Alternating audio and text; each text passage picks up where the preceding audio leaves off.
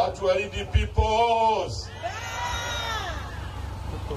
Ndugu zangu, watu wa Lindi, kwa sababu mwenyekiti wetu wa chama yuko hapa, nitasema mambo mawili.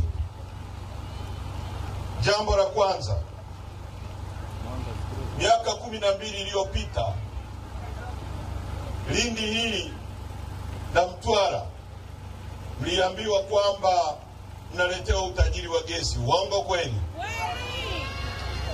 Miaka 12 iliyopita walichukuliwa mashehe hapa, walichukuliwa viongozi wa dini, maaskofu.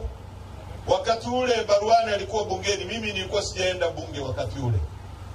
Wakapelekwa Norway, wakapelekwa Malaysia, wakapelekwa na nchi nyingine ambazo watu wake wameendelea kwa sababu ya gesi. Na wakati ule serikali yetu ikiwa chini ya Rais Kikwete walikopa kutoka Exim Bank of China zaidi ya bilioni 9 za Kimarekani kujenga pipe ya gesi kutoka hapa kwenda Dar es Salaam kwa ajili ya kupeleka gesi Dar es Salaam na maeneo mengine. Na wakati ule hata bwawa la Mwalimu Nyerere lilikuwa halijaanza kufikiriwa. Tuliambiwa kwamba tunaenda kuletewa umeme wa gesi na itakuwa ni mwarobaini kwa matatizo ya umeme wa nchi. Nasema uongo, nasema ukweli? Mkoa wa Lindi una kilomita za mraba 66,000. Ukichukua nchi ya Israeli inaingia Lindi mara 3. Na mkoa wa Lindi huko nyuma ndio ulikuwa unalima mkonge, mnalima korosho, mnalima ufuta, mna bahari, mna Seru iko hapa, na Seru ni kubwa hata kuliko nchi ya Rwanda peke yake. Lakini leo tumefika Lindi, hali ndio hii hapa.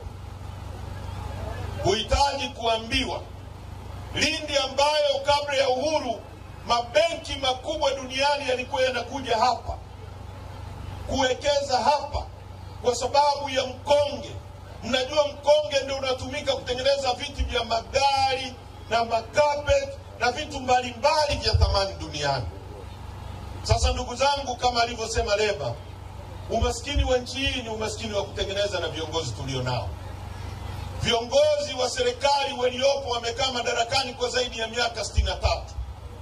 Wamegeuza eneo hili ambalo lingekuwa leo lina kiwanja kikubwa cha ndege, ndege zinatua zinaleta watalii, wanakuja kwenye fukwe hapa. Kungekuwa na mahoteli makubwa hapa Lindi. Leo kama kuna hoteli kubwa hapa, hayo mahoteli yangenunua nyanya kwa watu wanaolima nyanya hapa. Leo kama wewe ungekuwa unalima nyanya hapo, wakinunua nyanya kutoka kwako, pesa ikitoka Ulaya inaingia kwa mwenye hoteli, inakuja kwako na elima nyanya. Wewe ungemwagiza bodaboda afuate nyanya nyingine shambani, yule bodaboda angepata hela, angenunua mafuta kwenye mtu anayeuza mafuta, yule angepata hela, angejenga kituo kingine, angeajiri mtu mwingine, fedha ingekuwa kubwa zaidi.